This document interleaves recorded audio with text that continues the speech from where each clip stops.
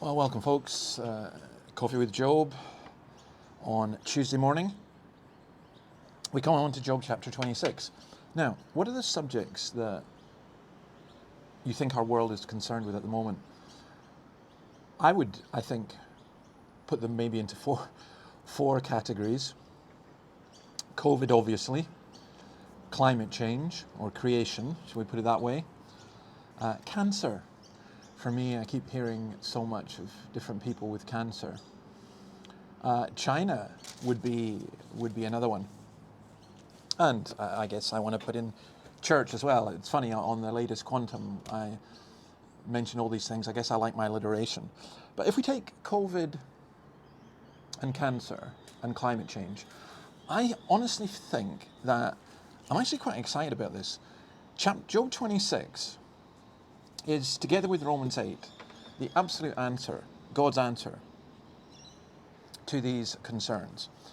So this is Job replying, and in chapter 26, I'm just going to, the next 3 days we're going to do this chapter. So what we'll do today is verses 1 to 4, and then we'll do verses 5 to 13 tomorrow, and then we'll just take one day to just do the one verse on Thursday, the last verse, verse 14. But let's read verses 1 to 4. Then Job replied, "How you have helped the powerless, how you have saved the arm that is feeble. What advice you have offered to one without wisdom, and what great insight you have displayed. Who has helped you utter these words, and whose spirit spoke from your mouth?" Now, at a technical level, there's some dispute about who's speaking here. These are considered to be fragments of speeches. This is Job's 10th speech. I think it's an absolute classic. I think 27, there's a break, and that's his last speech. But he's going to go on to talk about God's power in creation, which is just such an incredibly powerful piece. But we'll see that tomorrow. Today, let's do the sarcasm. So back in chapter 12 and verse 2, "Surely you are the people, and wisdom will die with you." The sarcasm here, how you have helped the powerless. And he's addressing here a single person. He's addressing Bildad. He admits he has no strength. Job himself has no strength, no power, no wisdom.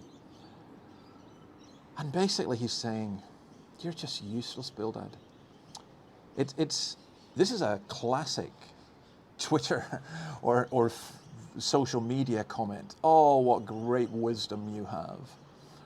Oh, Boris Johnson, what a wonderful speech." Or Nicola Sturgeon, "You are the saviour of Scotland." Or, it's that kind of comment. Now, there's a couple of things about this. Sorry, a noise of a lorry, I think, below.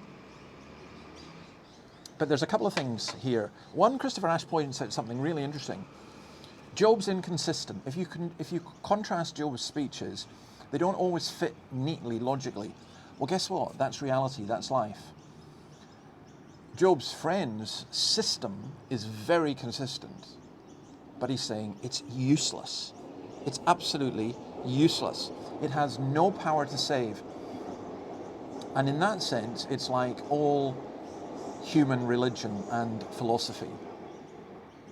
Oh, you can have a system. It just seems so good. You read the Marxist system, in some ways it seems so good. You read various people's philosophies and they seem so good, or the various religions, they seem so good. But they just don't work. And a lot of so-called Christianity is like that as well. People come out with their solutions for everything, but they're not solutions. I think that sarcasm, by the way, in first, you see that being expressed. And I think it's good to use sarcasm. I was speaking to someone this week and they said, there's nobody critiquing our culture in that kind of way. Well, I think there are some people. But, it's like Elijah with the prophets of Baal. As they danced around the altar at noon, Elijah began to taunt them. 1 Kings 18. "Shout louder," he said. "Surely he is a god." Surely he is a god. Perhaps he's deep in thought, or busy, or traveling. Maybe he's sleeping and must be awakened. So they shouted louder and slashed themselves with swords and spears, as was their custom, until their blood flowed. There was no response, no one answered, no one paid attention. That's the philosophies and religions of this world. It's only the power of the cross that shows us how undeserved suffering and unmerited grace go together. That's the wonder of the gospel. It's just such a great thing. And we'll see more about that tomorrow. God's answer to COVID and to cancer and to climate change. See you then. Bye.